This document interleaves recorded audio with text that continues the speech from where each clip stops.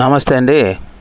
మనం చూస్తున్నది కిడ్నీలోని రాళ్లను కరిగించే కొండపిండి ఆకు చెట్టు. అది చూడండి, రోడ్డు సైడ్ మనకు ఆ విధంగా కనిపిస్తుంటుంది. దీనిని సంస్కృతంలో పాషాణ భేది అని పిలుస్తారు. కొండపిండి అంటే రాళ్లను పిండి చేసేదని అర్థం వస్తుంది. మూత్రపిండాల్లోని రాళ్లను కరిగించడానికి ఆయుర్వేదంలో దీనిని ఔషధంగా కూడా వాడతారు. ఈ కొండపిండి చెట్టును సమూలంగా తెచ్చుకొని కషాయంగా కానీ రసం తీసి కానీ ప్రతిరోజు ఉదయం 10 ml కానీ 20 ml చొప్పున కానీ త్రాగగలిగితే మన కిడ్నీలోని రాళ్లను కరిగించేస్తుంది.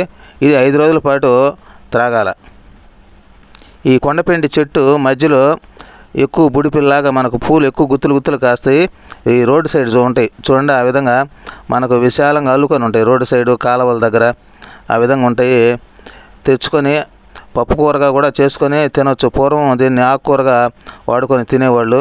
తెచ్చుకొని మనకు నచ్చిన విధంగా కషాయంగా కానీ పసురు తీసి కానీ కిడ్నీలో రాళ్ళు ఉన్నవాళ్ళు ఆ విధంగా వాడగలిగితే కిడ్నీలో రాళ్ళు 5 రోజుల పాటు రసాన్ని వాడితే వెంటనే రాళ్ళు కరిగిపోయి యూరిన్ రూపంలో బయటకు వస్తాయి. ఇది వాడేటప్పుడు ఎక్కువగా నీరు త్రాగాల. నీరు త్రాగినందువలన లోపల కిడ్నీలో ఉన్న రాళ్ళు కరిగిపోయి యూరిన్ రూపంలో బయటకు వస్తాయి. ప్రతి ఒక్కరూ తెచ్చుకొని చేసుకోండి. ఇవి అందుబాటులో రోడ్డు సైడ్ మనకు దొరుకుతుంటాయి. చూసి జాగ్రత్తగా తెచ్చుకోగలిగితే కిడ్నీలోని రాళ్లను కరిగిస్తుంది. నమస్తే.